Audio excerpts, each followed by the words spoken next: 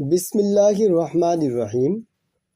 আল্লাহ পাকের নামে আরম্ভ, যিনি পরম দয়ালু অতীব মেহেরবান। নাহমাদুহু ওয়া নুসাল্লি আলা রাসূলিহিল কারীম। আমাদের তামাম প্রশংসা আল্লাহ তাআলার জন্য এবং আমাদের দরুদ ও সালাম আল্লাহ রাসূল সাল্লাল্লাহু আলাইহি ওয়াসাল্লামের প্রতি। 1 নম্বরে শিখব নামাজের বিভিন্ন শব্দের অর্থ। আল্লাহু আকবার অর্থ আল্লাহ পাক সবচেয়ে বড়, বরং বড়াই শুধু আল্লাহ তাআলার জন্যই খাস। 2 নম্বর শিখব একটি সুন্নাত সম্পর্কে।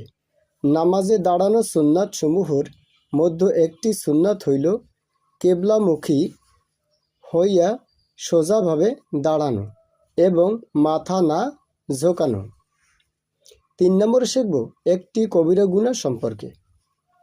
কবিরা গুনাহ বা বড় গুনাহ তওবা ছাড়া মাফ হয় না এবং এই ধরনের একটি গুনাহই দোজখে পৌঁছাবার জন্য যথেষ্ট। তবে আল্লাহ তাআলা দয়া করিলে তাহা ভিন্ন কথা। 1 নম্বরে কবিরা গুনাহ হলো কোনো লোকের প্রতি ঘৃণা সহকারে হাসা। 4 নম্বরে শিখব গুনাহের ক্ষতিসমূহ। গুনাহের ওই সকল ক্ষতি যাহা দুনিয়াতেই ভোগ করিতে হয়, তাহার মধ্য হইতে একটি ক্ষতি হইল এই যে গুনাহের কুফলে বান্দাকে দ্বীনের ইলম হইতে মাহরুম করিয়া দেওয়া হয়। 5 নম্বর শিখব ইবাদত বন্দিগির উপকারিতা।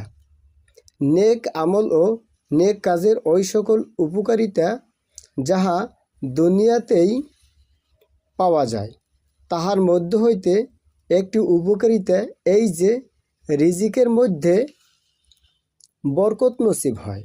অর্থাৎ অল্পে অনেক ফায়দা তো সর্বদাই মেলে, কিন্তু কোন সময় বাস্তবেও রুজি রোজগার বাড়িয়া যায়। দর্শকবৃন্দ, ভিডিওটি কেমন লেগেছে? অবশ্যই অনেক কিছু শিখতে পেরেছেন মাত্র 2 থেকে 2.5 মিনিট ভিডিওতে। আপনারা সবাই দিন প্রচারের স্বার্থে লাইক, কমেন্ট, শেয়ার, সাবস্ক্রাইব করে সাথে থাকবেন।